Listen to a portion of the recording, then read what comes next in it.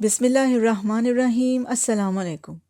اشفاق احمد صاحب کہتے ہیں، آج میں ایک نیا کیلنڈر دیکھ رہا تھا جس کے اوپر ایک بڑے شیر کی تصویر تھی، اور وہ شیر ایسا خوفناک تھا جو میں نے یا آپ نے کبھی چڑیا گھر میں اپنی نظر سے نہیں دیکھا۔ اس کے نوکیلے دانت خنجر کی طرح ہوتے ہیں اور اس کا چہرہ بہت ہی خوفناک ہوتا ہے۔ یہ شیر اب تو نایاب ہے، یہ ڈائناسور کے زمانے میں ہوا کرتا تھا اور اپنے آس پاس کے جانوروں کو اکٹھا کر کے خوراک کے لیے لے جاتا تھا۔ مجھے خیال آیا کہ جانور کس طرح سے انسانوں کے ساتھ مل جل کر رہتے ہیں اور پھر کس طرح سے ہمارے اوپر حاوی بھی ہوتے رہتے ہیں، اور کن کن خصوصیات کی بنا پر یہ انسان سے بہتر ہے۔ میں اس نتیجے پر پہنچا کہ ماضی، حال اور مستقبل کا جانور انسانوں سے یوں بہتر ہے کہ اس میں دیکھنے کی صلاحیت ہم آپ سے زیادہ ہوتی ہے، اس کی بصارت بڑی تیز ہوتی ہے۔ آپ ایک گوشت کا چھوٹا سا ٹکڑا یا بوٹی زمین پر رکھ دیں تو میل بھر اونچی اڑتی ہوئی چیل فوراً جھپٹا مار کر اس بوٹی کو اچک لے جائے گی، لیکن وہ مجھے یا آپ کو نظر نہیں آ سکتی ہے۔ کبھی آپ صبح اٹھ کر چڑیوں کو دانہ ڈالیں تو دور اڑتی ہوئی چڑیاں بڑی جلدی ان دانوں کو دیکھ لیتی ہیں، اور جانوروں میں شکرا تو دیکھنے کی بہت زیادہ صلاحیت رکھتا ہے۔ اس طرح سے سننے کی قوت چمگادڑ میں بہت زیادہ ہے۔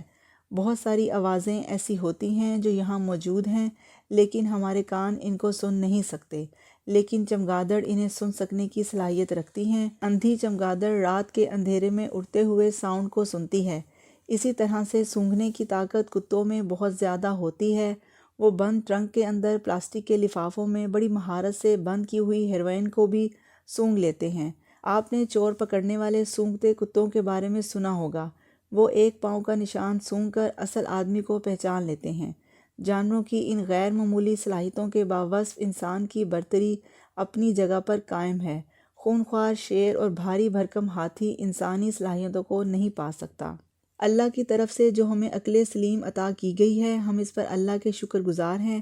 میں شیر کی تصویر دیکھ کر سوچنے لگا کہ ہڑپا یا انڈس ویلی کے پاس یقیناً پرانے زمانے میں بڑے بڑے جھاڑ اور جنگل ہوتے ہوں گے جن میں بڑے بڑے شیر رہتے ہوں گے، تو غار میں رہنے والے گجو نے اپنی کسی دوست بینڈی سے ضرور کہا ہوگا کہ یار یہ شیر بہت تنگ کرتا ہے اور اس علاقے کے جتنے بھی ہرن ہیں اس نے ختم کر دیے ہیں، ہم اس کا کیا سدباب کریں۔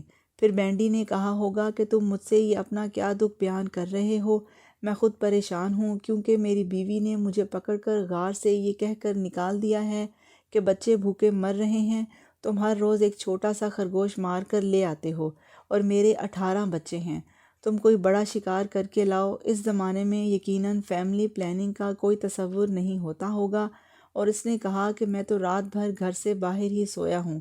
اس وقت گجو نے بینڈی سے کہا ہوگا کہ دریا کنارے جہاں یہ شیر پانی پینے آتا ہے وہاں ایک بڑا گھڑا ہے، اور اگر ہم شیر کو پھانسنے کے لیے اس گھڑے کے اندر گوشت کا کوئی ٹکڑا یا ران وغیرہ رکھ دیں تو شیر یقیناً اسے پانے کے لیے چھلانگ لگائے گا۔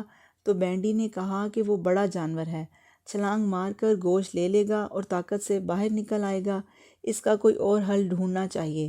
انہوں نے کہا کہ ہم بانس کا ایک مضبوط اور نوکیلا سرکنڈا لیتے ہیں اور اسے گھڑے کے درمیان میں کھڑا کرتے ہیں۔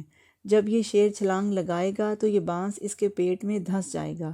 اس منصوبے پر اتفاق ہوا اور دونوں نے ایک بانس گاڑ دیا اور گوشت رکھ دیا۔ شیر کو گوشت کی خوشبو آئی اور اس نے چھلانگ ماری تو وہ بانس اس کے پیٹ کے آر پار ہو گیا، اور شیر کے مرنے کی خوشی میں انہوں نے وہاں لوک گیت بھی گائے ہوں گے کہ شکر ہے یہ بلا ٹلی۔ اب ان دونوں کے درمیان ایک اور بات طے ہوئی کہ یہ جو فعل ہم نے کیا ہے اور یہ ہمارے ذہن کا کمال ہے، اور اب اس ذہنی اصطلاح کو آگے پھیلانا ہے اور لوگوں کو پتہ لگنا چاہیے کہ یوں بھی ہو سکتا ہے۔ چنانچہ انہوں نے کسی پرانے چیتھڑے پر، مٹکے پر یا گھڑے پر بجھے ہوئے کوئلے کے ساتھ ایک ڈیزائن سا تیار کیا جس میں دکھایا تھا کہ اگر ایسا دائرہ بنے جس کے درمیان ایک بانس یا کوئی اور نوکیلی چیز گاڑ دی جائے تو اس طرح سے دشمن کو زیر کیا جا سکتا ہے۔ اس سے ان کا مقصد اپنے دیگر ساتھیوں کو اس ظالم خونخوار جانور سے چھٹکارا حاصل کرانا ہے۔ جب انہوں نے اس طرح ڈیزائن بنایا تو انہیں خدا کی طرف سے کچھ لکھنے کا احساس ہوا۔ جب انہیں لکھنا آ گیا تو انہوں نے پتھر کی ٹھیکریاں استعمال کیں۔ اس طرح انسان کو جو سب سے بڑی نعمت میسر آئی وہ لکھنے کی تھی، اور تیسری سب سے بڑی خوبی جو ہمیں ان دونوں صلاحیتوں کے امتزاج سے ملی وہ یہ تھی کہ ہم اپنے ذہن کے اندر ایک مشکل خیال بھی پیدا کر سکیں اور اس پیچیدہ خیال کو مزید گانٹھیں بھی دے سکتے ہیں، اور یہ خیال شیر یا ہاتھی کے ذہن میں پیدا کبھی نہیں ہوا۔ ہم میں چوتھی صلاحیت یہ پیدا ہوئی کہ ہمارے ذہن کا پیچیدہ خیال جب کسی دوسرے تک منتقل ہوتا ہے تو وہ بھی اسے سمجھ لیتا ہے۔ ہم نے ان نعمتوں پر کبھی غور نہیں کیا۔ آج کیلنڈر کی مہربانی سے مجھے خیال آیا اور یہ باتیں میرے ذہن میں آئیں، لیکن جب ہم پڑھنا لکھنا سیکھ گئے اور علم ہمارے تصرف میں آنے لگا تو پھر اس کے ساتھ ایک خدشہ بھی پیدا ہو گیا کہ یہی ٹول اور ہتھیار منفی انداز میں استعمال ہو سکتا ہے۔ نبی اکرم صلی اللہ علیہ وسلم جب بھی دعا فرماتے تھے یہی فرماتے تھے کہ اے اللہ مجھے علم نافع عطا فرما۔ وہ انسانیت کو فائدہ پہنچانے کا علم مانگتے، وہ نقصان دینے والے علم سے پناہ مانگتے۔ ہم سائنس کی ترقی کی بڑی بات کرتے ہیں اور اس علم کے فوائد کا ذکر جا بجا کرتے ہیں، لیکن اس کے ساتھ ساتھ اس کے بہت نقصان بھی ہیں۔ سائنس کی بدولت ایٹم بم بنا کر انسانوں کی وسیع پیمانے پر ہلاکت کا سامان بھی کیا گیا ہے۔ ہم سب کو بار بار سوچ کے قدم اٹھانے کی ضرورت ہے، اور ضرورت اس امر کی ہے کہ ہم علم نافع کی طرف جائیں، اس کی ہی آرزو کریں۔ آپ دیکھیں گے تالا توڑنے کا بھی تو ایک علم ہی ہے، اور جیب کاٹنا بھی ایک علم ہے۔ میرا ایک دوست اکاڑے میں رہتا ہے، اس کے چھوٹے بھائی نے ایف اے کیا تو میں نے اس سے کہا کہ اسے بی اے میں داخل کروانے کے لیے یہاں بھیج دو، لیکن اس نے اپنے بڑے بھائی سے کہا کہ میں بی اے میں داخلہ نہیں لینا چاہتا۔ آپ کے دوست اشفاق صاحب ہیں، ان کا بڑے لوگوں سے ملنا جلنا ہے۔ آپ مجھے بس جیب کترے کا علم سکھا دیجئے، میں آگے پڑھ کر کیا کروں گا۔ میں سمجھا کہ وہ مذاق کرتا ہے، لیکن اس نے مجھے فون کر کے بھی یہی کہا۔ میں نے اپنے دوست سے کہا کہ اسے میرے پاس بھیجو۔ اس نے میرے پاس آ کر کہا کہ بھائی جان بی اے کا ایک علم ہے تو جیب کاٹنا بھی تو ایک علم ہی ہے نا۔ میرے ایک تھانے دار دوست لٹن روڈ تھانے میں تھے، میں نے اس سے کہا کہ یار اس لڑکے کا کچھ کرو۔ اس نے مجھ سے کہا کہ ایک پرانا بابا ہے، اس سے پوچھتے ہیں۔ اس بابے نے کہا کہ میں جی 500 روپے لوں گا اور باقاعدہ اسے شاگردی اختیار کرنی پڑے گی، ایک پگڑی اور سیر لڈو پہلے دن بطور شاگرد اسے لانا ہوں گے، پھر کام سکھانا شروع کریں گے۔ انشاءاللہ تعالیٰ یہ 9 ماہ یا سال میں جیرا بلیڈ ہو جائے گا۔ مجھے یہ سن کر بڑی حیرت اور عبرت ہوئی کہ سکھانے والے بھی موجود ہیں اور سیکھنے والے بھی۔ یہ ایک چھوٹی سی سطح ہے، بڑے لیول پہ بھی یہ کام ہو رہا ہے جسے آپ مافیا کہتے ہیں۔ بڑے بڑے اور نیک نام ملکوں میں نقصان دہ علم کا فروغ اور اس کے ساتھ اور اس کے استعمال کا کام ہو رہا ہے۔ ہمارے اوپر ٹیررزم کا الزام دھرا جاتا ہے، لیکن ان کے اپنے ہاں بھی ایک عجیب طرح کی دہشت گردی کا چلن موجود ہے۔ اس سے ایک خوف ضرور پھیل رہا ہے۔ مجھے اپنے بچپن کا ایک واقعہ یاد آیا ہے۔ میرے والد صاحب ڈاکٹری پڑھنے کے لیے لاہور آئے۔ وہ 1890 یا 93 کی بات ہوگی۔ ابا جی بتاتے ہیں کہ وہ اپنی والدہ کو کارڈ لکھتے تھے کہ میں یہاں بخیریت ہوں اور پڑھائی وغیرہ ٹھیک جا رہی ہے۔ میری دادی ان پڑھ تھیں، خط یا کارڈ لانے والا ڈاکیا ہی اماں کو وہ خط پڑھ کر سنا دیا کرتا تھا۔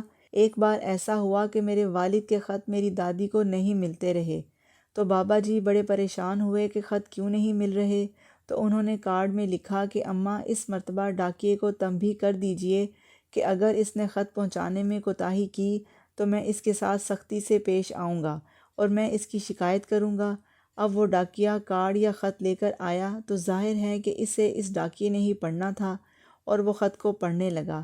لیکن جب وہ اس مقام پر پہنچا تو وہ تھوڑا رکا اور پھر وہ پڑھنے لگا کہ امی جی ڈاکٹر صاحب لکھتے ہیں کہ اس ڈاکیے کو تنبیہ یعنی چادر دیجئے تاکہ یہ آپ کا شکر گزار ہو۔ میری دادی نے کہا کہ میں ایک کی بجائے 2 تنبیہ لے دیتی ہوں، اور انہوں نے مشہور قسم کا لٹھا لے کر 2 اعلیٰ درجے کی شلواریں سلوا کر اس ڈاکیے کو دے دیں۔ اب آپ دیکھیے کہ اس ڈاکیے نے تنبیہ کو کس تنبیہ میں بدل ڈالا۔ دادی بتاتی تھیں کہ پھر اس کے بعد انہیں وقت پر خط ملتے رہے۔ اسی طرح لکھنے کے معاملے میں بھی تاریخ بھری پڑی ہے۔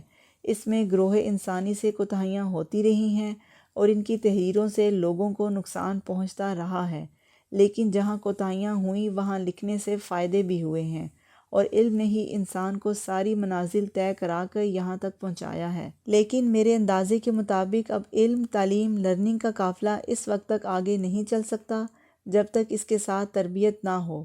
تربیت کے لیے روح کی بالیدگی کی بڑی ضرورت ہوتی ہے، اور اس کی بابت بابوں سے پوچھنا چاہیے۔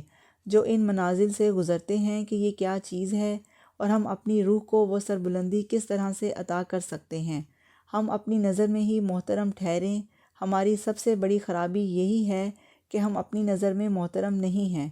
جو شخص اپنی نظر میں محترم ٹھہر گیا وہ باعزت اور باوقار ہو گیا، اس کو توقیر ذات ملنے لگی۔